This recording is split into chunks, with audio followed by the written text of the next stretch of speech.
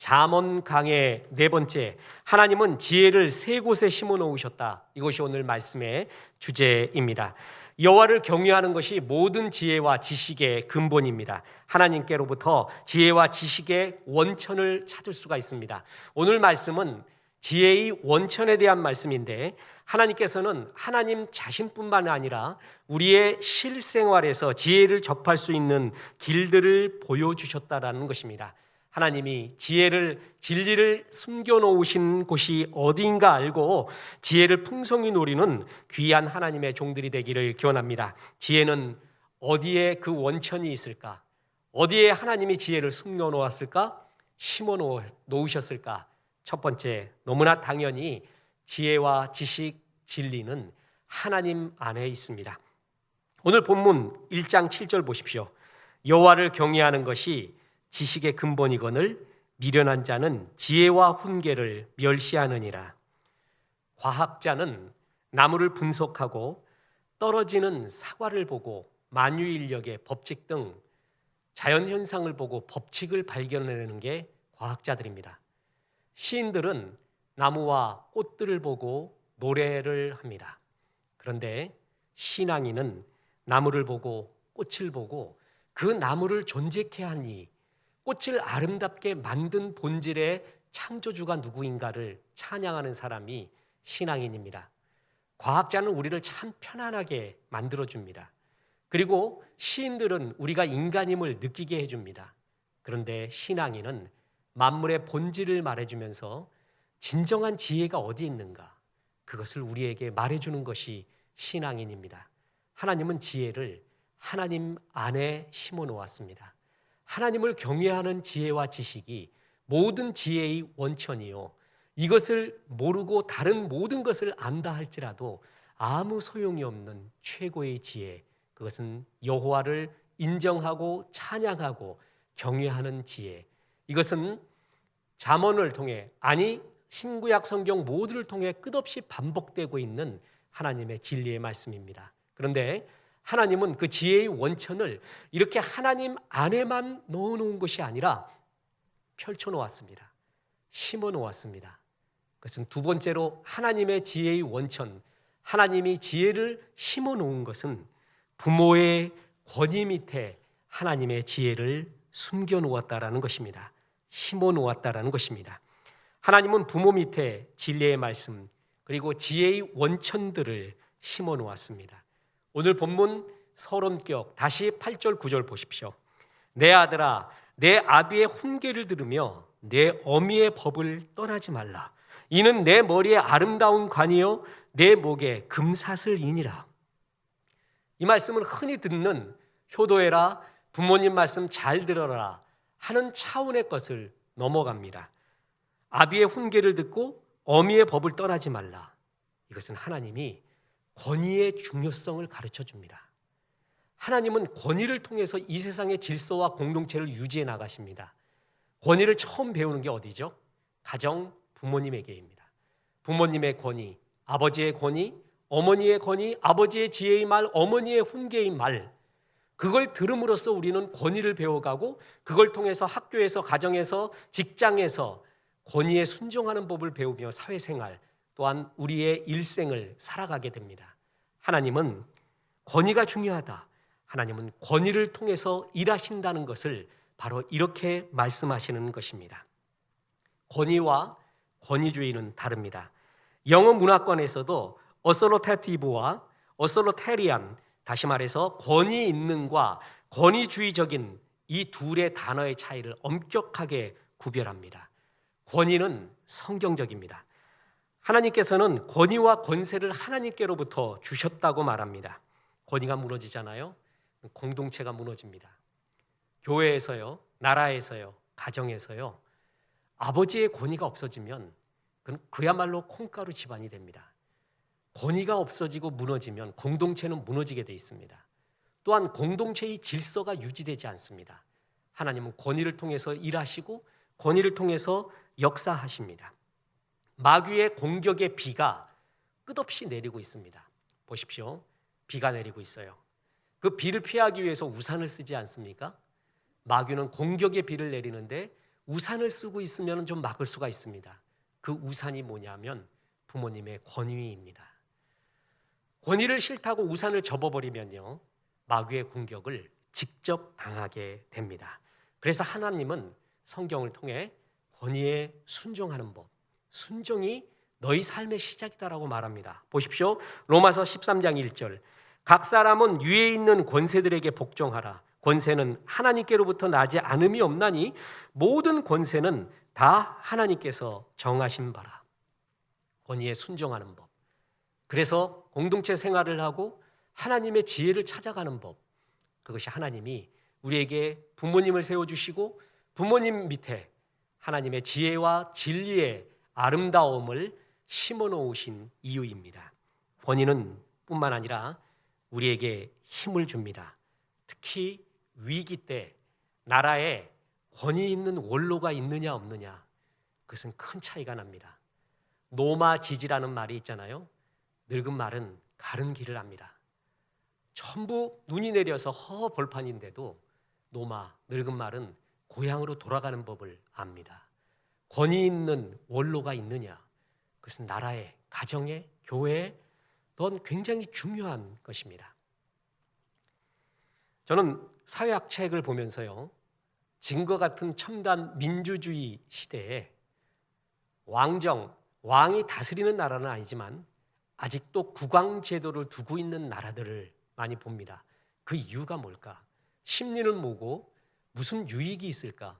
보세요. 영국 국왕이 있죠. 일본, 미국, 태국, 스페인에도 카를로스라는 국왕이 있습니다. 이들이 아주 후진국이 아닙니다. 그런데 왜 국왕제도가 있을까? 분석해 놓은 학자들의 이야기를 보면 바로 그걸 통해서 사람들이 하나가 된다고 합니다. 그 국왕이 정치적 실권이 있는 것은 전혀 아닙니다. 그런데 어른 모시는 법, 저분들은 진정한 어른이야, 권위자야 라는 것을 국민들이 알고 있을 때 국민들이 하나 되고, 또한 모두가 힘과 용기, 특히 위기의 시대 때, 고난의 시대 때 이러한 권위 있는 원로의 말이 얼마나 소중한지 알고 있다는 거예요. 그래서 국왕제도를 계속하고 있다는 것입니다. 하나님 앞에서 우리는 우리 스스로의 권위의 회복을 위해 노력할 필요가, 성화될 필요가 많이 있습니다. 목사는 어떻죠? 무엇보다도 하나님의 말씀이죠. 성령의 기름 부음이 있는 하나님의 말씀을 전하는 종. 마틴 로이드 존스 목사님은 설교를 가리켜 Fire on Logic, 불타는 논리라고 했습니다. 설교에는, 말씀에는 논리가 있어야 됩니다. 문법이 있어야 됩니다. 하나님의 말씀을 정확하게 문법적으로, 또한 그 말씀 그대로를 분석하는 힘이 있어야 됩니다. 그러나 논리만 있어서는 안 됩니다. Fire, 불이 있어야 됩니다. 불과 논리가 있는 주의 말씀을 계속 받으며 성도들에게 최상의 꼴을 먹여주는 그 권위, 말씀의 권위 뿐만 아니라 말과 행동과 성품에서 예수님의 성품을 닮아가면서 저분은 참 목사이지만 존경스러운 성품과 말을 하고 있구나, 삶이 그렇구나 하는 스스로의 권위를 위해 노력해야 되고, 직장에서도 리더는 꼰대가 돼서도 안 되고, 보스가 돼서도 안 되고, 꾼이 돼서도 안 되고, 섬기는 종으로서 스스로의 권위를 찾아가야 됩니다. 권위를 파괴하고 조롱하는 무질서는 하나님이 기뻐하시는 모습이 절대 아닙니다. 민수기 12장에 보면은요, 권위에 대한 불순종 때문에 크게 징계를 받은 대표적인 사건이 나옵니다.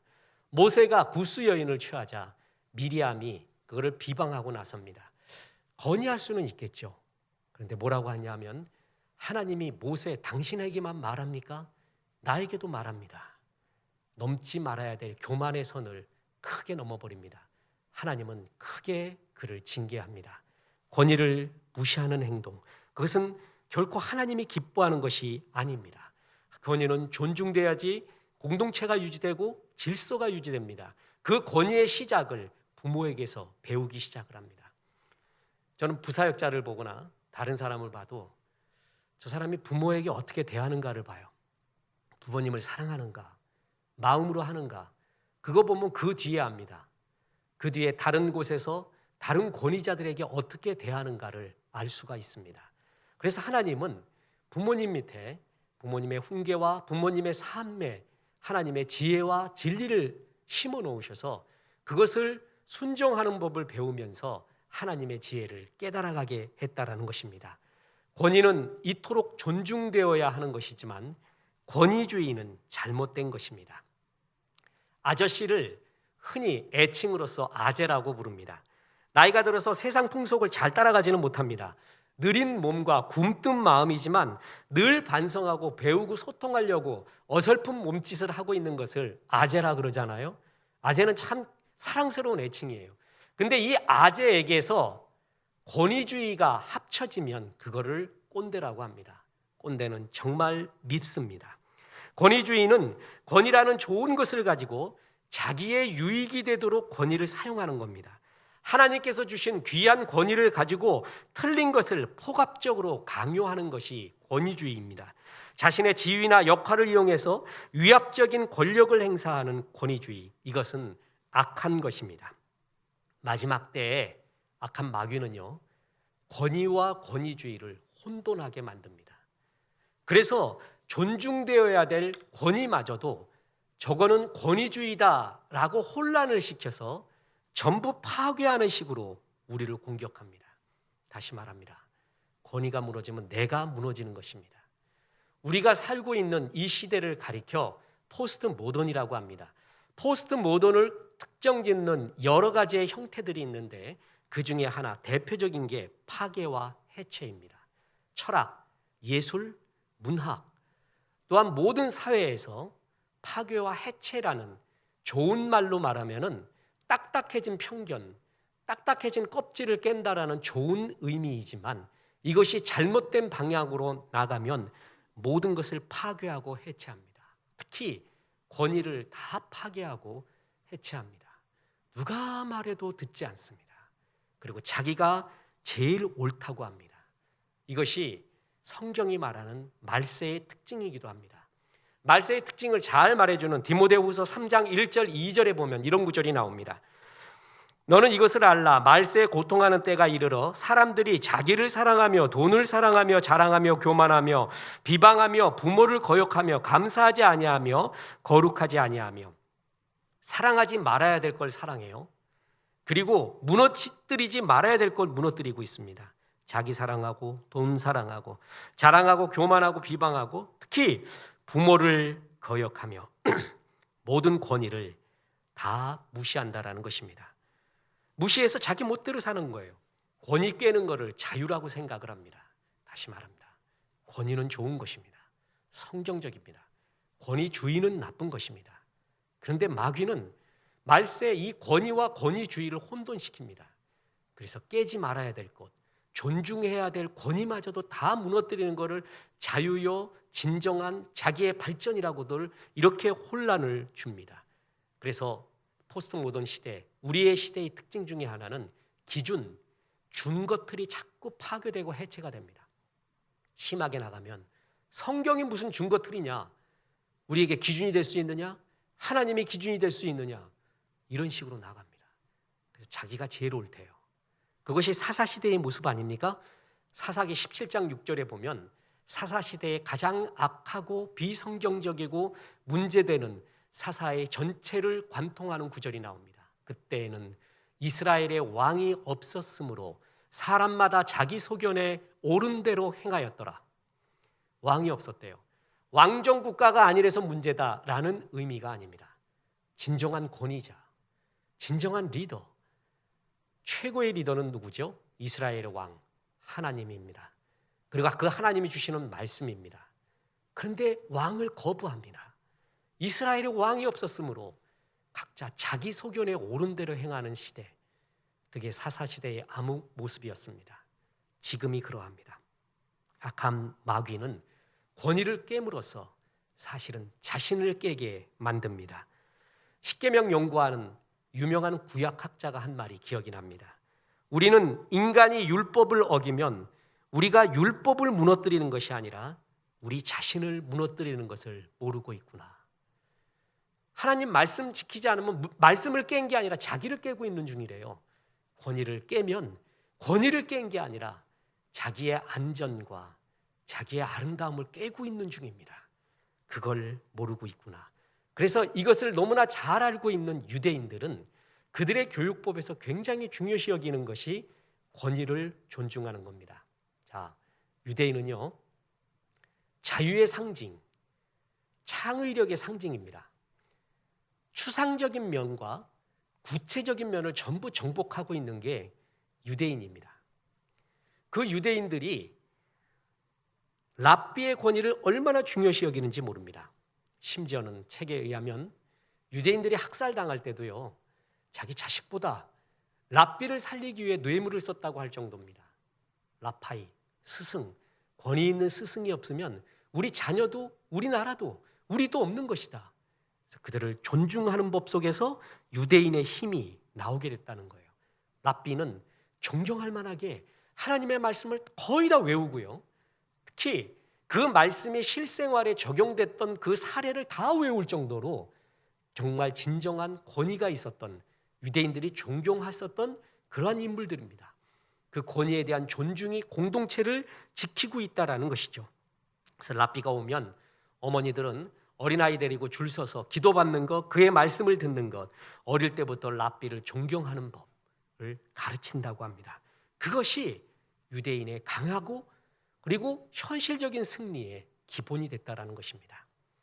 저는 우리나라 정말 존중받아야 될 그룹 중에 하나가 선생님이라고 봅니다. 선생님을 존중하는 문화, 존중하는 법, 체제가 필요합니다.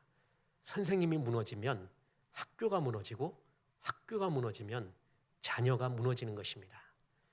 하나님께서는 지혜의 원천이십니다. 그리고 지혜를 부모의 밑에 또 하나 심어 놓았습니다.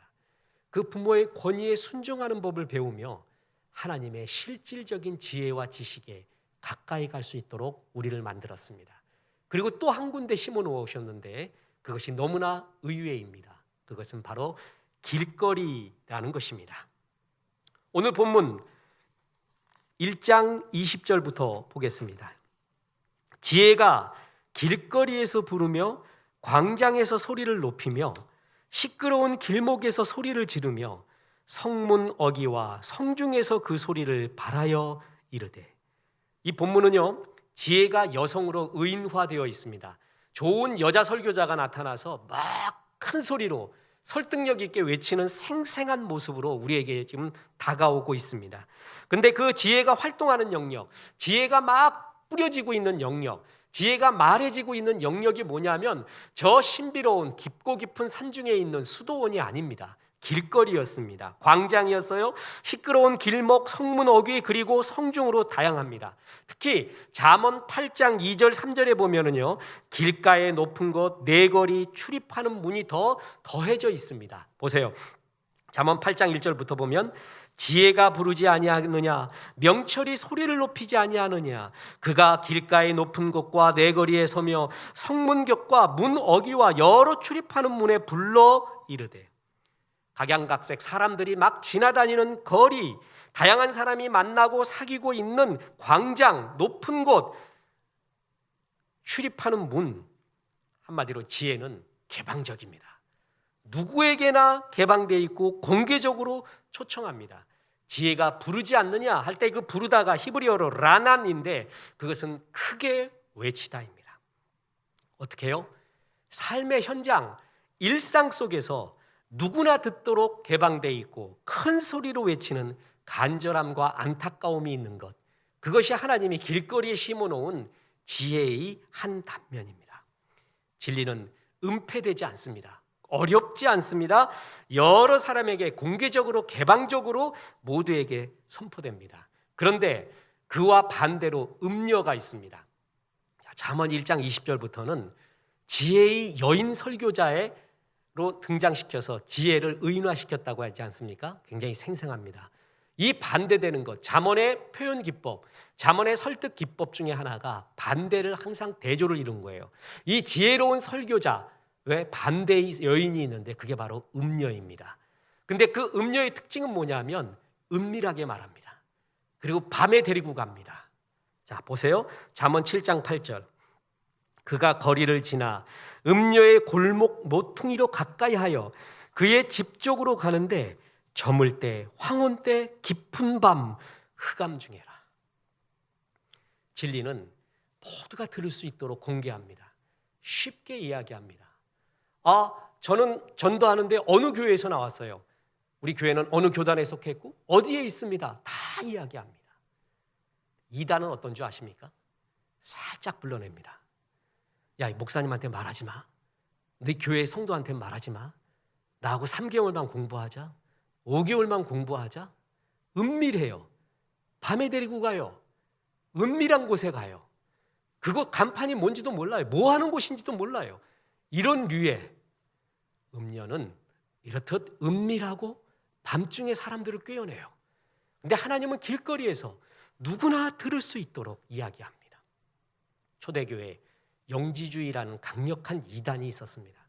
그래서 어떤 성경학자들은 하나님이 바울 사도를 쓰신 이유는 바로 이 영지주의에 영적으로 학문적으로 대항하기 위해서 바울을 쓰셨다 할 정도로 영지주의는 지금까지 위력을 발하고 있는 강력한 이단 사설입니다. 그 영지주의의 이론 중에 하나가 노스틱, 영적인 비밀을 알고 있느냐, 구원에 이르는 지식, 영적인 비밀, 이런 얘기 좋아해요. 사람들 죄성이 말이에요. 너만 알고 있어? 너만 이거 알아야 돼? 그런 말 되게 좋아합니다. 뭔가 된 것 같아요. 그런 죄성을 이용해서 악한 영은 음녀와 같이 은밀하게 나를 호립니다. 밤중에 데리고 다니려고 합니다. 근데 하나님은 그럽니다. 야, 그런 곳에 진리가 있는 게 아니야. 진짜 진리는 네가 정말 귀를 쫑긋하고 눈을 밝게 열고 한번 봐라. 길거리에, 지나가는 곳에, 광장에 다 심어놓았다. 어려운 학식이 높은 사람, 신비로운 체험이 있는 사람만 그것을 얻는 게 아니라 하나님은 이 진리를 마구 떠들게 했어요. 마구 외치게 했어요. 누구나 들을 수 있게끔 만들어버렸습니다. 길거리에 하나님이 진리를 심어놓았다라는 것입니다. 저는 만나보고 싶은 교수님 한 분이 있는데 호주 모링 신학대학의 마이클 프로스트, 차세대의 지도자라고, 그리고 좋은 신학을 가지고 있다고, 현대적 감각을 가지고 있다고 많이 칭찬을 받고 있는 사람입니다. 이분이 영화에 대한 분석도 많이 했는데 그중에 기억에 남는 게 스티븐 스필버그가 감독한 영화, 우피 골드버그가 주연한 영화 칼라 퍼플이라고 있습니다. 좋은 영화입니다. 이때 우피 골드버그는 문맹인 하녀 역을 맡고 있습니다. 친구와 길을 걷고 있었습니다. 기차 길이 철길을 따라 울타리가 쳐 있고 그 너머에 라벤더가 흐드러지게 펴 있어요. 칼라 퍼플. 그 보라색 벌판이 그렇게 아름답게 펼쳐져 있고 하늘에는 조각 구름이 있고 청명한 바람이 불고 있었습니다. 그때 우피 골드버그가 친구에게 넛지 옆구리를 탁 찌르면서 말합니다. 저기 말이야, 이걸 봐. 하나님이 우리에게 눈길을 보내고 있지 않니? 이 아름다운 풍광, 이것을 하나님의 눈길이라고 말했습니다. 참 좋은 해석입니다. 하나님의 눈길, 하나님의 신호, 하나님의 섭리는 예배당에만, 수도원에만 머물러 있지 않습니다. 예수님이 병자들을, 약한 자를 고칠 때도 한 가지의 방법론만 갖고 고치지 않았죠. 수많은 방법을 갖고 고쳤듯이 하나님의 섭리를 어느 한 가지에 우리는 제한시킬 수가 없습니다. 하나님의 눈길은 우리의 일상 속에서 그 신호로, 섭리로 가득 차 있습니다. 그래서 에레미야 애가 3장 22, 23절에 보면 여호와의 인자와 긍휼이 무궁하심으로 우리가 진멸되지 아니함이니이다. 이것들이 아침마다 새로우니 주의 성실하심이 크시도이다. 아침마다 새롭대요. 점심마다 새롭고 저녁마다 새로운 그 일상 속에서의 하나님의 신비. 다시 말합니다. 하나님의 지혜는, 하나님의 섭리는, 신호는 하나님 자신에게 있습니다. 그리고 부모의 권위 속에 심어놓았습니다. 그 권위를 순종함으로써 하나님의 지혜를, 하나님의 질서를 배워갑니다. 또 하나, 길거리에 있습니다. 일상이라는 얘기예요. 우리의 일상은 하나님의 섭리와 신호와 은혜로 가득 차 있습니다. 이걸 볼 줄 아는 사람이 진짜 신앙의 고수라는 것입니다. 앙드레 지드 좋아하시죠? 지상의 양식. 거기서 시인에 대해서 이렇게 말합니다. 시인이란 자두처럼 하찮은 것에도 감동할 줄 아는 것, 낯설게 보고 신비를 느낄 줄 아는 게 시인이다. 신학자 칼 라너라는 사람이 있습니다. 이 사람에게, 신학자에게 어떤 사람이 기적에 대해서 물어봤습니다. 그랬더니 이렇게 말합니다. 나는 기적을 믿지 않습니다. 다만 기적에 의존해서 하루하루를 살아갈 뿐입니다. 모든 게 기적이라는 거예요. 얼마 전 모 방송국에서 인터뷰를 하게 되었습니다. 그때 이런 걸 물어봤습니다. 어느 때가 제일 행복하냐? 행복은 어디에 있습니까? 제일 행복한 때가 어느 때입니까? 저는 이렇게 대답했습니다. 행복이요? 제일 행복한 때요? 바로 지금 여기입니다. 라고 대답을 했습니다. 하나님이 내게 주신 줄로 재어준 구역을 알고 그 길을 걸어가고 그 길에 생명의 열매와 의미가 가득한 곳, 그리고 내가 평상시에 일어나고 눕고 앉고 이야기하고 가고 있는 이 길거리, 사랑하는 사람들과의 만남, 이것이 가장 큰 행복입니다. 그리고 더 큰 행복이 있는데 바로 내일일 것입니다. 갈수록 더 행복해질 것 같습니다. 제가 좀 멋지게 보이려고요, 쿨하게 보이려고 문학적 서사를 사용해서 포장한 것이 절대 아닙니다. 진짜 그렇습니다. 지금이 제일 행복하고 지금이 꽃자리요, 지금이 하나님의 눈길의 자리입니다. 일상이 하나님의 신비로 가득합니다. 이 일상 길거리에서 하나님의 지혜와 은혜를 볼 줄 아는 사람, 여러분, 그것이 진정한 신앙의 고수입니다. 저는 꼭 권해주고 싶은 책이 하나 있는데 생각의 탄생이라는 책입니다. 로버트 루트번스타인, 미셸 루트번스타인이 공저했던 세계사에 등장한 창의력이 뛰어난 사람, 뛰어난 생각을 가지고 세계의 역사를 바꿔갔던 그런 사람들은 어떻게 해서 그 창의력이 나왔는가, 뛰어난 생각이 나왔는가. 그러면서 저자는 그것은 천재의 독점물이 아니라 누구나 비슷하게 할 수 있다.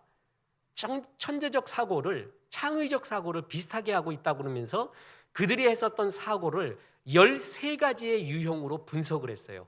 이 서양 사람들이 이런 걸 참 잘합니다. 그 13가지 창의적인 분석에 보면 이런 게 나옵니다. 관찰, 형상화, 추상, 패턴 인식, 패턴 형상, 패턴 형성, 유추, 몸으로 생각하기, 감정이입, 차원적 사고, 모형 만들기, 놀이, 변형, 통합. 이 13가지의 창조적 생각법 중에서 첫 번째가 바로 관찰입니다. 관찰부터 시작해요. 다르게 볼 줄 아느냐, 깊이 볼 줄 아느냐. 신앙도 관찰입니다. 꼭 신비로운 그 체험 속에서만 하나님의 은혜를 느끼느냐, 아니면 일상 속에, 길거리 중에, 떠드는 사람 중에, 내가 만나고 있는 평범함 속에서 우리는 하나님의 은혜와 지혜를 느낄 줄 아느냐, 관찰할 줄 아느냐. 이게 진정한 신앙의 고수입니다. 엘리야가 바알 선지자들과 갈멜 산상에서 홀로 싸워 이기게 됩니다. 불로 하나님께서 심판을 합니다. 악한 이세벨이 이런 엘리야를 죽이고자 하자 엘리야가 도망가며 광야로 들어가 죽기를 바랍니다. 그러면서 하나님께 묻습니다. 하나님, 지금 내가 도움이 제일 필요하는데, 내가 도움이 절실히 필요할 때 하나님 어디 계셨습니까? 그때 하나님이 엘리야를 산 중턱에 서라고 합니다. 그러면서 강한 바람이 일어나고 지진이 발생하고 불이 나타났습니다. 엘리야는 강한 바람과 지진과 불, 그 이미지를 알아요. 그것이 엘리야가 하나님을 만났던 체험의 장소. 그래서 하나님이 나타날 줄 알았어요. 바람도 불도 지진 속에서도 하나님이 나타나지 않았습니다. 주님은 세미한 소리 가운데 계셨습니다. 엘리야가 미처 깨닫지 못했던 하나의 영역, 하나님은 바람 같은 하나님, 불 같은 하나님, 지진 같은 하나님, 맞아요. 그것도 하나님의 영역이고 하나님이 그렇게도 역사하세요. 그런데 또 하나의 귀중한 영역이 있었는데, 세미한 소리, 세미한 음성 속에 계시는 하나님, 바로 뭐예요? 일상입니다. 엘리야야, 엘리야, 내가 어디 있느냐고? 너의 평범한 일상 속에 세미한 음성으로 스며들어 있다. 깊은 영성의 눈으로 잘 관찰해 보라. 그러면 보일 것이다. 그렇습니다. 지루해 보이던 아무것도 아닌 듯한 일상이 모두 하나님의 신비의 덩어리입니다. 그래서 행복을 연구하는 학자, 어떤 학자는 행복이라는 말 속에 우리가 죽는다 그래서 행복이라는 말을 싫어하는 학자, 행복을 연구하는 학자는 이렇게 말합니다. 주로 말하는 것이 행복은 강도가 아니라 빈도다, 이렇게 말해요. 강력한 하나의 짜릿한 행복의 체험이 행복이 아니래요. 행복은 빈도, 얼마나 자주 다다다다다닥 느껴지는가. 시냇물에 큰 연잎이 하나 떠내려 가는데 돌 하나가 떨어져 보세요. 연잎이 파산할 수도 있습니다. 찢어버릴 수도 있습니다. 강력한 행복 하나는 나를 오히려 불행하게 만들 수 있다는 거예요. 그 강력한 행복에 대한 추억이 나를 죽인다는 거예요. 그런 행복 정도의 강도가 아니면 지금 행복은 행복이 아니다라고 느끼는 거예요. 그래서 또다시 그런 강력한 행복이 찾아올까? 그런 날이 올까? 그것만 생각하고 있다는 거예요. 그래서 강력한 행복은 한 번의 체험은 나를 죽일 수도 있다는 거예요. 그러나 진짜 행복은 뭐냐 하면 강도가 아니라 빈도. 얼마나 자주 느낄 수 있느냐. 아주 소소한 것에, 아주 일상적인 것에서 늘 행복을 느낄 수 있는 행복의 빈도가 진짜 행복이라는 것입니다. 예수님을 만나는 것은 신비한 체험을 통해서 만나는 것이 가능합니다. 예를 들면 제가 그랬습니다. 저는 예수님 처음 만날 때, 예수님 영접할 때 드라마틱하게 영접을 합니다. 제가 수없이 간증을 했죠. 방송국에서도 하고 만나는 사람에게도 하고 저는 그렇게 주님을 만났습니다. 그래서 구원받은 뿐만 아니라 삶 전체가 변한 사람입니다.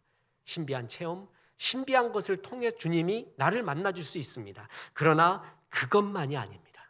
하나님은 일상적인 것 속에서 나를 만나주시기도 합니다.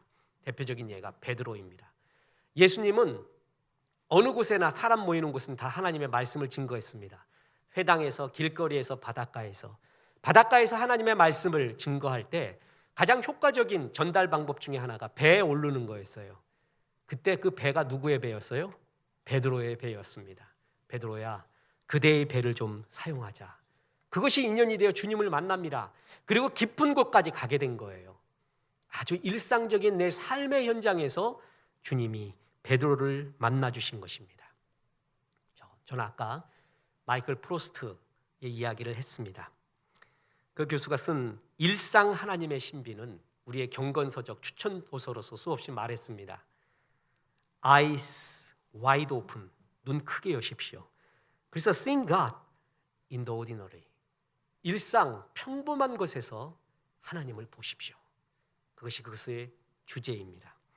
이 책의 서론 부분에 어떤 성자를 찾아온 형제 이야기가 소개되고 있습니다. 저는 초자연적인 권능을 얻고 싶습니다. 제게 초자연적인 권능이 있다면 얼마나 좋을까요? 죽은 아이를 보면서 일어나라고 외치고 싶습니다. 병든 사람을 보면 당장 나으라고 말하고 싶습니다. 꼬부랑 할머니를 만나면 똑바로 펴지십시오 라고 선포하고 싶습니다. 하지만 저는 그러지 못합니다. 스승님, 저에게 초자연적인 권능을 주실 수 있겠습니까? 그때 그 성자가 화를 내면서 말합니다. 그대는 아직도 철이 들지 않았구나. 아직도 깨닫지 못했구나. 잘 듣거라. 나는 이 땅에 80평생을 살았지만 한 번도 죽은 아이를 살린 적이 없고 병든 자를 낫게 한 적이 없으며 노인의 등뼈도 핀 적이 없다. 냉엄한 운명 아래 아이들은 죽고 사람은 병들고 늙은이는 쓰러지게 마련이다. 기적을 구한다고 내 말을 듣거라. 가서 물을 깃고 장작을 패고 돌을 쪼아라. 그것이 기적 아니더냐. 이 땅에서 5년, 50년, 80년을 살되 저주하지 않으며 살인하지 않은 자는 참으로 복된 자이거늘. 이런 말을 해줍니다. 그리고 그 서론의 마지막 부분, 저는 이 책의 하이라이트라고 보고 몇 번 소개도 했습니다. 나는 초자연적인 차원과 하나님의 권능을 믿는다. 그러나 우리가 그런 차원만 추구하다 보면 잃는 것이 너무나 많지 않을까 싶다. 우리의 눈은 더 이상 활짝 열려있지 않다. 고호의 작품 해바라기에서 하나님을 발견할 수는 없을까? 부서지는 파도 속에서 하나님이 보이지 않는가? 아기의 해맑은 눈동자 속에서 하나님이 보이지 않는단 말인가? 장미 한 송이 혹은 영화나 책에 등장하는 인물, 아름다운 노래, 계절의 변화 가운데서 친구가 사랑한다고 말할 때 그분의 목소리가 들리지 않는가? 또한 맛있는 음식과 감미로운 대화에서 그분을 맛보지 않는가? 하나님의 나라는 이 세상 도처에서 확장되고 있다. 우리의 눈을 열어 굉장한 사건을 주목하는 만큼 일상적인 매일의 삶 속에서 하나님의 은혜를 맛보도록 하자. 이제 당신은 평범함 속에서 비범함을 발견하는 기쁨을 누리게 될 것이다. 주님은 필요에 따라서 우리를 극적으로 드라마틱한 신비의 체험으로 우리를 인도할 수도 분명히 있습니다. 그러나 가장 일반적인 하나님의 인도 방법 중에 하나가 우리의 일상 속에서, 길거리에서, 광장에서, 높은 곳에서, 지하철에서, 우리의 시장에서, 일터에서 늘 주의 섭리를 느끼고 주의 지혜를 배우고 사람과의 만남에서 이거 이렇게 하면 안 되는구나, 이런 말을 하면 안 되는구나, 하나님도 이런 말씀을 한 적이 있지, 이 말이 맞구나 깨닫는 거예요. 행복? 사랑하는 아내와 자식들과 사랑하는 사람과 청국장 하나, 된장찌개 하나 넣고 열무김치 먹을 때 이 행복, 맛을 느낄 수 있다는 게 너무 행복하지 않는가? 자연을 보자. 저 별과 이 푸른 하늘을 보고 어떻게 저런 걸 만들었을까 하나님이. 그리고 더 신비로운 것은 내가 이것을 보니 인자가 무엇이간데 이것을 느끼고 기뻐합니까? 내 속에 있는 이 감탄, 이게 모두가 신비해요. 이것이 있다는 것, 내가 생각할 수 있다는 것, 영원을 생각할 수 있다는 것, 사랑하는 사람과 대화할 수 있다는 이 소소한 것, 작은 것, 여기에 하나님의 지혜가, 하나님의 행복이, 진리가 숨겨져 있다는 것입니다. 다시 말합니다. 우리가 신비하고 극적이고 드라마틱한 것에 그것이 진짜라고 여기는 세상, 저는 그래서 이건 오해하지 마십시오. 저는 극적인 간증을 하는 걸 별로 안 좋아합니다. 개인적으로 성도들에게 그것도 많이 안 들려줍니다. 참 은혜스러워요. 하나님 저렇게 살아있구나, 은혜스러워요. 근데 그게 단 것 같아요. 그 사람의 체험은 진짜고 나는 웃겨 보여요. 나는 저런 신비한 체험이 없어요. 극적인 체험 없어요. 내 신앙은 사쿠라 같아요. 그렇게 느낄 수도 있다는 거죠. 아니에요. 내가 지금 일상 속에서 느끼는 깨달음, 하나님의 말씀의 은혜, 이 모든 것은 소중한 것이고 그의 극적인 체험 못지않게 너무나 소중한 나의 것이에요. 평범한 이야기, 평범함 속에서 하나님을 만났던 이야기. 로렌스 형제가 음식을 만들면서 그 속에서 느꼈던, 그 주방에서 느꼈던 하나님의 일상 속에서의 신비, 그게 얼마나 소중한 일인지 모릅니다.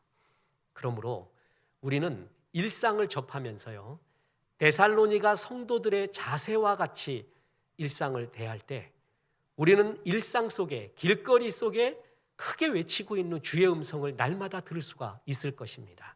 보십시오. 데살로니가 전서 2장 13절.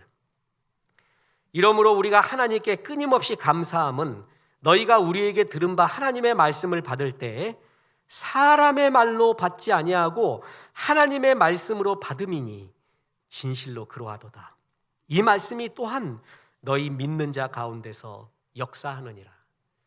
너무나 쉽고 단순한 진리인데요, 데살로니가 교인들을 하나님이 칭찬하면서 하는 말이 너희들은 하나님의 말씀을 하나님의 말씀같이 듣는다. 저 사람 또 잔소리하고 있다, 저 사람 날까하고 있다, 웃기는 소리하고 있네. 그렇게 말씀을 듣지 않고 부모님의 말도, 직장에서 동료들과 후배들과 상사들과 대화하는 말 속에서도, 일상에서 바라보는 자연 속에서도 모든 깨달음 속에 하나님의 말씀을 듣는 듯한 자세. 모 목사님이 쓴 학습법 있지 않습니까? 유명한 학습법이죠. 그 학습법의 기본 원칙이 뭡니까? 강의 시간에 예배를 드리듯 강의를 들었다는 거예요. 그게 굉장히 중요한 원칙입니다. 나는 지금 강의 듣는 게 아니라 하나님 앞에 신령과 진정으로 예배하고 있는 거야.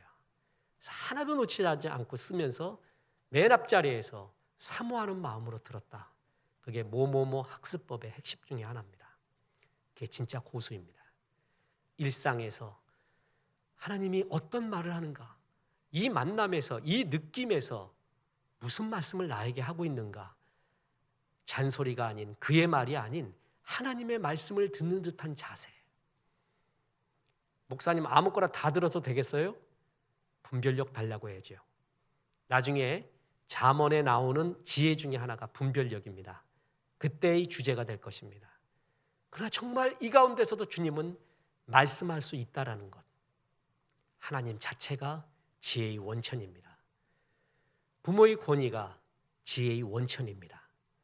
길거리에서 주님이 일상에서 수없이 말씀하고 있는 것이 지혜의 원천입니다. 우리는 이 세 가지 루트에서 각각 하나님의 지혜를 다 얻을 수가 있습니다. 그래서 승리하는 종 되길 바랍니다. 영혼을 소유했지만 현실에서도 승리하는 종들, 그래서 영광스러운 삶 살기를 주 예수의 이름으로 축원합니다. 우리 하나님 말씀 생각하며 나의 힘이 되신 여호와여 찬송합니다.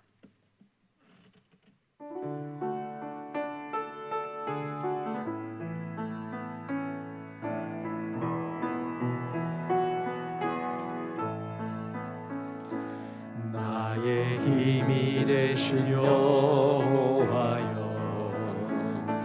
내가 주님을 사랑합니다.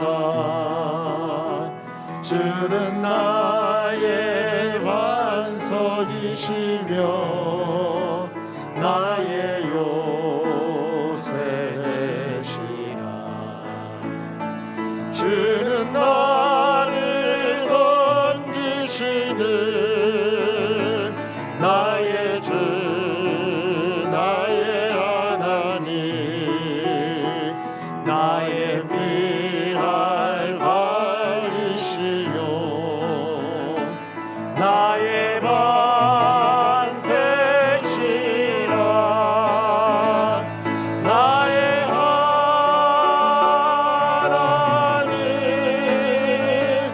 나의 하나님, 구원의 분이시요 나의 산성이라.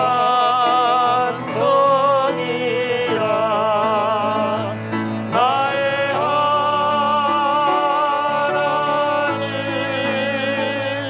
나의 하나님,